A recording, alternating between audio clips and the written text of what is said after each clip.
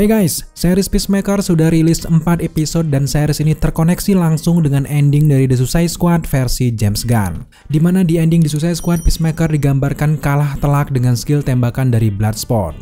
Episode 1 ini kita langsung dibawa ke momen Peacemaker tersadar dari komanya. Begitu terkejutnya dia, ternyata ia tidak dipenjara lagi dan bebas keluar dari rumah sakit. Ternyata semua itu ada alasannya guys. Tidak semudah itu Peacemaker bisa bebas. Seorang Amanda Waller punya misi tersendiri dengan Peacemaker yang terkenal psikopat ini. Yap, nama misi ini adalah Project Butterfly yang kalau kalian sudah nonton sampai episode 4, sedikitnya akhirnya kita mengerti apa yang dimaksud dengan Project Butterfly ini. Jelas menarik sekali untuk membahas series DC anti-mainstream satu ini. Tapi sebelum itu izinkan Deliskan review secara keseluruhan bagaimana menurut kita untuk series Peacemaker ini guys. Jujur kalau kita lihat seorang James Gunn di sini terlihat puas sekali dengan project satu ini. Series Peacemaker menjadi project terbebasnya dibandingkan dengan kiprahnya di Marvel yang masih ramah dengan anak-anak. Sebenarnya tidak bisa disalahkan juga, Marvel memang kontennya ramah ke semua umur. Dari segi bisnis itu jelas tidak apa-apa guys. Tapi James Gunn selaku sutradara diuntungkan ketika ia bekerja di dua perusahaan besar ini. Hadirnya di Suicide Squad dan juga sekarang Peacemaker menjadi taman bermain bagi seorang James Gunn melampiaskan apa yang tidak bisa ia lampiaskan di Marvel.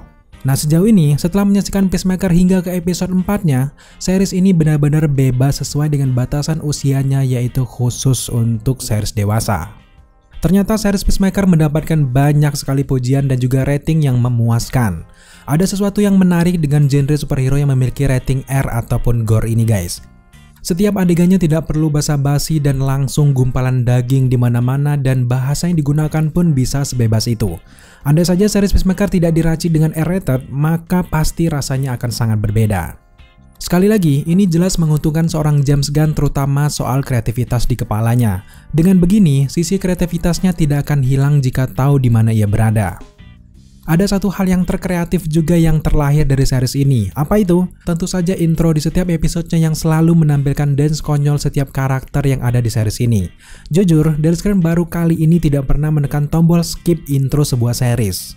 Jelas hanya di Peacemaker ini saja. Hal ini karena perpaduan soundtrack antara rock and roll dan juga dance yang konyol membuat jari ini enggan untuk mengklik tombol skip. Jelas ini adalah sebuah terobosan yang sangat menarik meskipun memang adegan ini juga mengingatkan kita dengan dance dari Roger the Musical yang hadir di series Hawkeye. Oh ya, ada satu lagi fakta menarik guys. Dikonfirmasi langsung oleh John Cena sebelum memerankan Peacemaker, sebenarnya dia ini sudah mengikuti banyak audisi Marvel dan juga DC. Salah satunya John Cena ini ternyata pernah mengikuti casting untuk Cable di Deadpool yang kedua dan juga Shazam. Tapi memang akhirnya pilihan jatuh ke Josh Brolin dan juga Zachary Levi. Tapi, seorang John Cena ternyata tidak menyerah dan ia terus ikut audisi untuk karakter yang ia anggap tepat untuk dirinya berlabuh. Sampai pada akhirnya karakter Peacemaker adalah tempat ia berlabuh sekarang. Sebenarnya ada untungnya juga kenapa John Cena tidak terpilih baik di Deadpool yang kedua ataupun di film Shazam. Terpilihnya dia sebagai Peacemaker juga bekerja sama dengan James Gunn membangun karakter yang kurang terkenal, sebenarnya membuat seorang John Cena ini punya tantangan tersendiri dan juga potensi dalam mengembangkan karakter lebih banyak lagi dibandingkan ia harus memainkan peran yang sudah terkenal di kalangan penggemar. Dengan dia memerankan karakter Peacemaker yang kurang terkenal, membuat John Cena ini melekat pada karakter tersebut dan bebas mengeksplor diri. Peacemaker adalah kesempatan John Cena untuk membawa dirinya di sebuah karakter. Nah sekarang mari kita langsung saja ke pembahasan utama tentang apa yang terjadi di sepanjang episode 1 sampai ke episode 4-nya. Apakah ada detail-detail ataupun easter egg menarik yang bisa kita temukan? Serta nanti di akhir video kita akan memberikan sedikit teori kita terkait Project Butterfly yang jelas sangat berbahaya ini guys. So sekarang mari langsung saja kita mengawali dari episode pertama dari series Peacemaker. Di episode pertama kita langsung diawali dengan banyaknya flashback kejadian di Suicide Squad terutama yang berhubungan dengan seorang Peacemaker. Kita di sini diperlihatkan lagi momen-momen Peacemaker membunuh seorang Rick Flag yang jujur saja banyak yang membenci Peacemaker saat adegan ini guys. Tapi jelas semua itu mulai memudar saat series Peacemaker ini dirilis. Sosok ini menjadi sangat disukai karena memang ritme dialog, kekocakan dan juga kegilaan dari series ini benar-benar pas.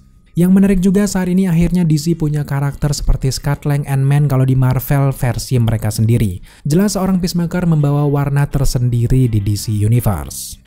Dan yang terpenting adalah baru-baru ini ternyata ada desas-desus yang mulai menyebar guys. Apa itu? Ternyata latar waktu di series Peacemaker bahkan di Suicide Squad terjadi setelah The Flash mereset timeline DC di filmnya nanti. Jadi, Peacemaker ini termasuk ke era baru dari DC Universe. Ya, di sini nantinya akan masuk ke jajaran cerita DC selanjutnya, makanya masuk akal mengapa James Gunn bergabung dengan proyek DC ini guys. Tampaknya petinggi DC ataupun Warner Bros sudah membisikkan rencana ini jauh-jauh hari kepada seorang James Gunn. Jadi intinya, sejak awal James Gunn ini memang sengaja mengatur timeline filmnya setelah The Flash movie.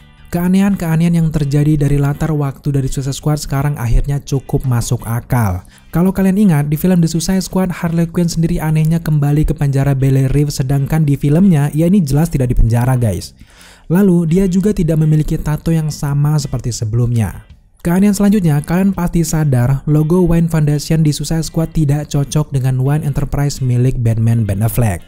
Dan yang terakhir, karakterisasi dari seorang Rick Flag berbeda jauh dari versi sebelumnya. Jadi sekarang cukup masuk akal jika ini semua secara teknis ada di timeline DCU yang baru, di mana berada di timeline yang berbeda atau berubah setelah The Flash melakukan Flashpoint. Nah sekarang mari kita bahas singkat beberapa detail menarik yang hadir di sepanjang episode 1 sampai ke 4 dari series Peacemaker. Let's go!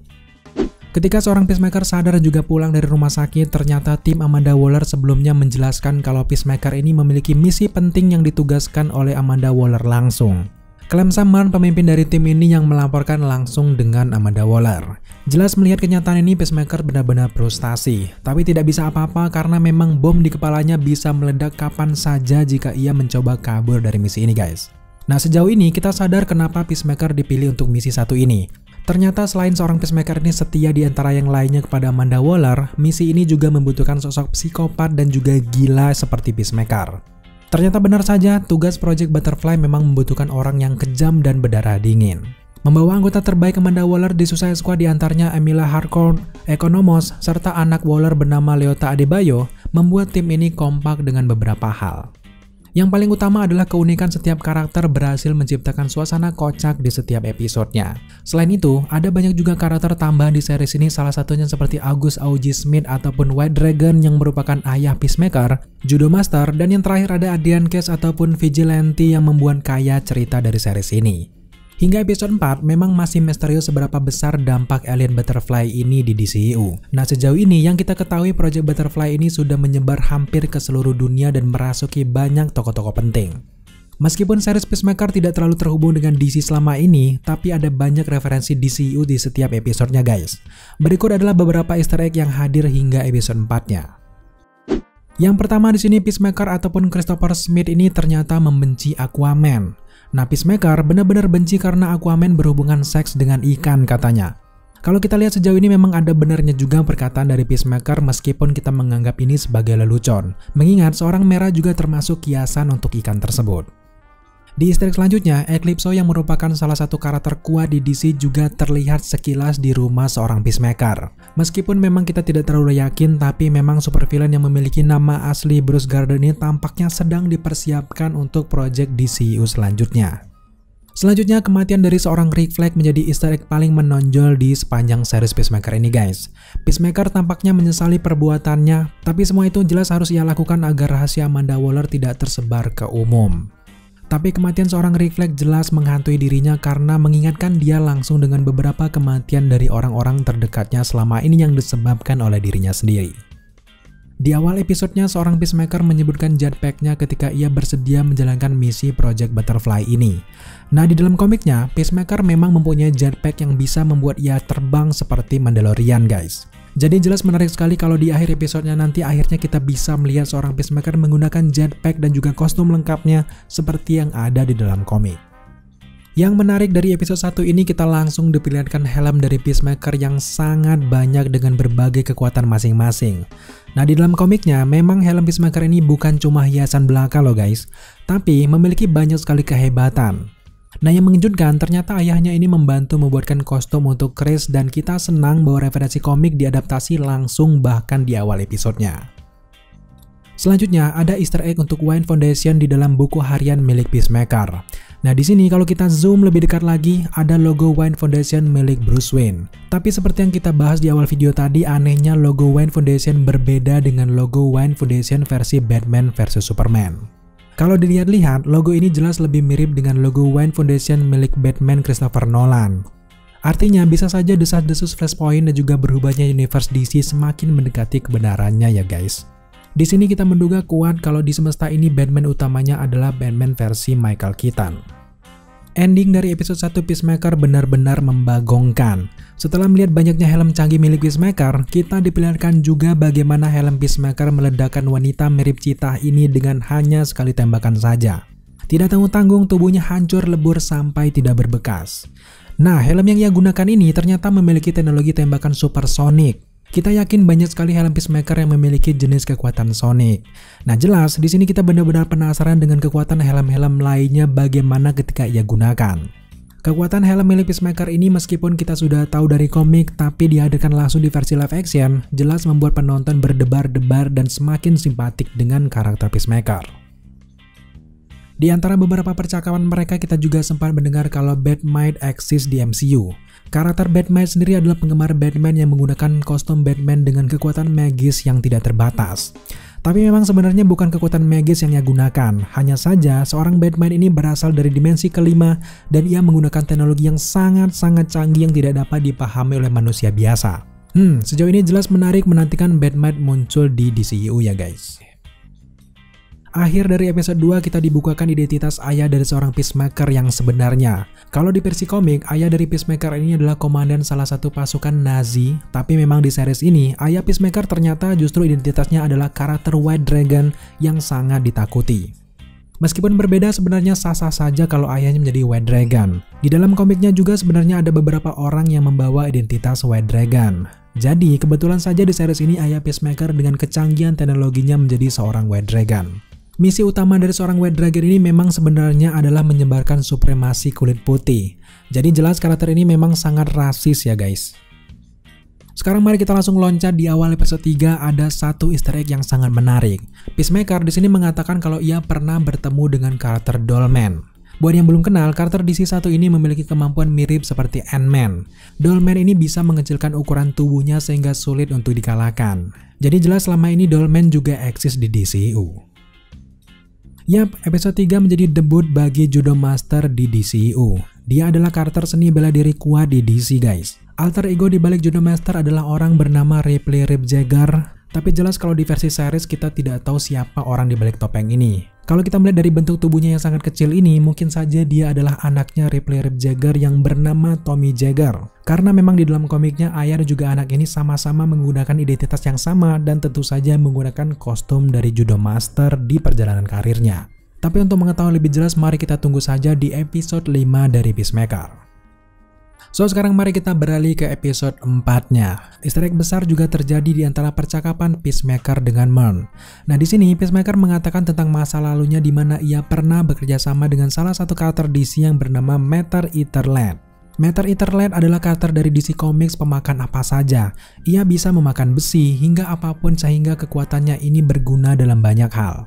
Bahkan Matter Eater Lad ini bisa memakan musuh-musuhnya. Nah dia juga merupakan anggota dari Legend of Superhero kalau di dalam komiknya. Kalau kita mendengar Peacemaker pernah bekerjasama dengan dia, artinya Matter Eater Lad ini bisa saja saat ini sedang berada di penjara Bel Reef. Jelas kita benar-benar berharap semoga saja karakter ini diperlihatkan di Suicide Squad selanjutnya. Di episode 4 kita juga sempat melihat ada sebuah berita tentang gorila yang hilang dari kebun binatang. Grodd sendiri merupakan gorila super cerdas yang memiliki kekuatan telepati untuk mengendalikan pikiran orang lain. Nah, Grodd ini memperoleh kemampuan ini setelah bertemu dengan pesawat luar angkasa dan juga bertemu dengan alien. Nah, bisa saja gorila ini mendapatkan kekuatannya di versi series Peacemaker ini justru melalui Project Butterfly yang dianggap alien juga. Jadi di akhir episodenya nanti, bisa saja Peacemaker ini harus melawan gorila yang sudah terasuki oleh Butterfly. Yang paling mendebarkan di episode 4 ini adalah bagaimana kita diperlihatkan kostum lengkap milik White Dragon. Harus kita akui bahwa kostum White Dragon ini sangat mirip seperti yang ada di dalam komiknya guys. Di dalam komiknya, kostum White Dragon ini mampu menahan serangan yang sangat kuat, mampu bertarung dengan siapa saja, serta kostum ini bisa menyemburkan ataupun menyalurkan kekuatan api layaknya seekor naga. Sejauh ini jelas kita masih penasaran apakah ayah Peacemaker ini memiliki kekuatan api dari dirinya langsung seperti anggota dari Suicide Squad pertama. Tapi kalau kita melihat fakta ayah Peacemaker dipenjara dengan sengaja, tampaknya ayahnya nanti di Suicide Squad kedua versi James Gunn, Amanda Waller akan merekrut Augie Smith menjadi salah satu anggota dari Suicide Squad. Di Easter egg selanjutnya terjadi ketika Peacemaker bertengkar lagi dengan tetangga usilnya. Nah, di sini tetangganya juga mengkonfirmasi langsung tentang keeksistensian Joker Jared Leto, Riddler, dan juga Mad Matter. Kalau sosok Joker memang kita sudah tahu kalau ia ini memang sudah eksis di film-film DCU. Tapi untuk Riddler juga Mad Matter memang sedang antri untuk muncul di DCU masa depan. Easter egg kelinci di baju Rick Flag kembali muncul di mobil vigilante. Nah, kelinci ini bertuliskan hambatan adalah peluang. Dan jelas ini memiliki arti di akhir episode Peacemaker nanti dan seorang Peacemaker benar-benar menyesal sudah membunuh seorang Rick Flag. Di Easter egg selanjutnya ada ketika Peacemaker mengejar Judo Master. Di bagian dinding ataupun brosur ini kita melihat dengan jelas tulisan Cerberus dengan anjing berkepala 3 di bawahnya. Nah, karakter Cerberus juga ada di komik DC guys. Dia ini adalah anjing neraka berkepala 3 yang menjaga dunia bawah untuk Hades. Nah, anjing iblis ini ditarik dari mitologi Yunani tetapi telah melawan berbagai karakter DC di dalam komiknya, termasuk dengan karakter Aquaman. Jelas sangat menarik untuk menantikan karakter ini juga ikut hadir ke depannya di DCU. Di Easter egg selanjutnya ada sebuah mobil yang bertuliskan Atomic Age. Nah, tampaknya ini adalah referensi langsung untuk serial The Atomic Age of Comic. Nah, serial ini memang laris manis di tahun 1950-an sampai ke tahun 1960-an. Salah satu yang terkenal dari series ini adalah edisi Superman The Atomic Age Sundays. Ketika seorang Judo Master bertarung dengan Peacemaker, ia sempat ingin mengungkapkan misi Butterfly yang sebenarnya adalah baik. Tapi secara tiba-tiba Adebayo menembaknya. Nah, di detik ini cukup membuat kita curiga dengan sosok Adebayo. Apakah ini adalah upayanya untuk membungkam Judo Master yang ingin memberikan informasi terkait Butterfly? Apakah seorang Adebayo ini juga termasuk golongan Butterfly atau ia ini hanya tidak ingin misi mereka hancur karena Peacemaker mengetahui Project Butterfly yang sebenarnya? Dan sekarang sampailah kita di akhir dari episode 4 yang sangat membagongkan. Tidak disangka-sangka ternyata karakter Man yang memimpin perburuan Butterfly ternyata selama ini adalah Butterfly itu sendiri. Jelas ini adalah plot hole untuk karakter Clemson Man. Kita tahu bahwa saat ini dia adalah bawahan dari Amanda Waller, jadi bisa kita bayangkan betapa bahayanya Project Butterfly ini. Butterfly jelas sampai ke titik-titik para penguasa. Sejauh ini memang benar-benar masih sangat misterius apa tujuan asli dari Project Butterfly ini. Satu-satunya cara untuk mengetahuinya adalah apa yang akan terjadi nanti di episode 5-nya. Kabarnya Peacemaker nantinya akan mewawancarai salah satu Butterfly, atau bahkan Butterfly yang ada dalam toples di rumahnya itulah yang akan memberikan informasi sebenarnya dari Amanda Waller dan juga tim percobaan mereka. Ada beberapa teori sebenarnya kalau kita melihat ending dari episode 4 ini. Yang pertama, Mon ini memang dirasuki Butterfly setelah masuk ke gua Butterfly sebelumnya. Tapi ada satu lagi teori lain yang membuat kita benar-benar curiga dengan sosok Mon ini guys. Jangan-jangan Mon memang sudah menjadi Butterfly selama ini dan ia mencoba melawan bangsanya sendiri karena alasan tertentu. Bisa saja Butterfly Mon ini memiliki misi yang sangat jahat sedangkan yang lainnya justru adalah Butterfly yang sangat baik. Berkat hasutan Mon kepada Amanda Waller, akhirnya Waller mengizinkan untuk meneliti hingga memusnahkan Project Butterfly ini. Solusi utama dari akhir permasalahan series ini ada di tangan seorang Peacemaker dan beberapa tim lainnya. Nantinya bisa saja Peacemaker diceritakan akan sadar bahwa Men jahat lalu melawan balik dan juga menyelamatkan para Butterfly. Oke guys, sejauh ini itulah detail Easter egg, dugaan Project Butterfly dan juga beberapa teori apa yang akan terjadi nanti di akhir episodenya. Untuk mengetahui bagaimana akhir dari series ini tentu kita harus bersabar menunggu di setiap minggunya. Kedepan kita pasti akan terus update per episode dari series Peacemaker ini. Pastikan kalian semuanya subscribe, like, komen, dan share, serta jangan lupa nyalakan tombol notifikasi agar kalian mengetahui apabila kita mengupload video setiap harinya. Thank you guys dan tetap jaga kesehatan kalian semua.